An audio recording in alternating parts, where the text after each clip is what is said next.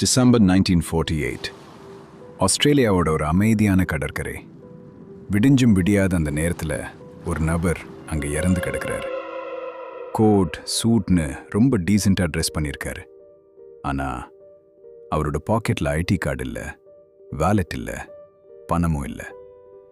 Police அவரோட ட்ரெஸ்ஸை check பண்ணும்போது ஒரு ரகசிய பாக்கெட்டில் சுருட்டி வச்சிருந்த ஒரு பேப்பர் துண்டு கிடைக்குது.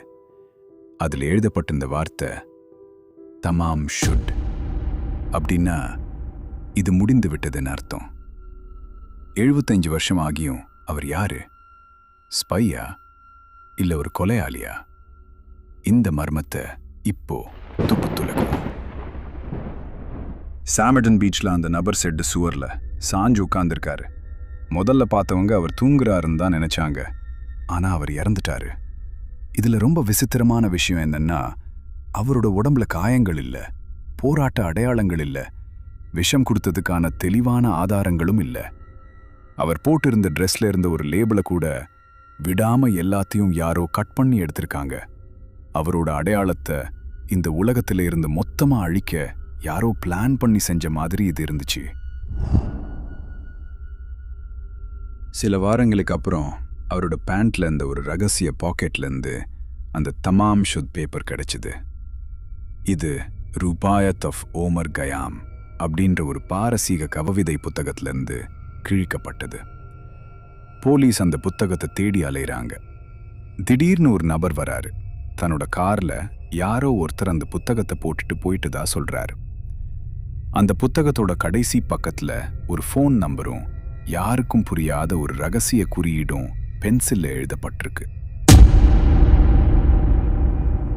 அந்த புத்தகத்துல இருந்த ஃபோன் நம்பர் பக்கத்துல இருக்கிற ஒரு நர்ஸோட நம்பர். போலீஸ் அந்த நர்ஸ் கிட்ட போய் அந்த பிணத்தோட போட்டோவை காட்டுறாங்க.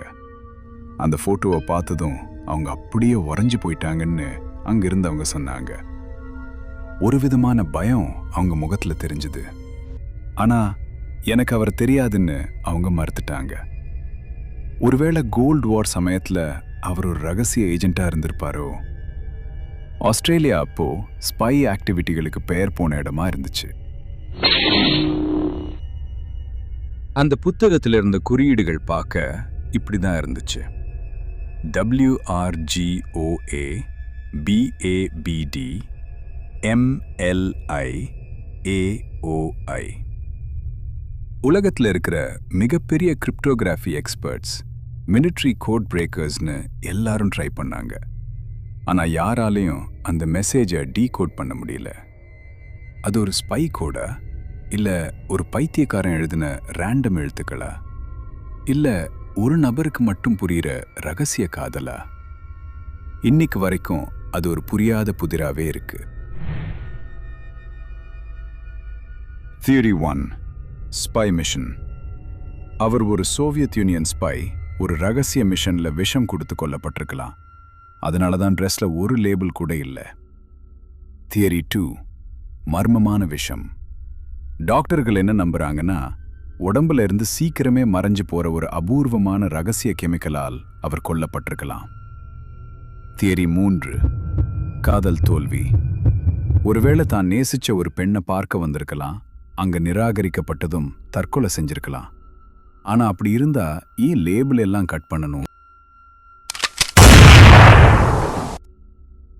சமீப காலமா DNA தொழில்நுட்பத்தை வச்சு இவரை பத்தி ஆய்வு செஞ்சாங்க. சில ரிசர்ச்சர்ஸ் இவரோட உண்மையான பேரை கண்டுபிடிச்சிட்டதா சொல்றாங்க. ஆனா பல நிபுணர்கள் அதை இன்னமும் ஏத்துக்கல.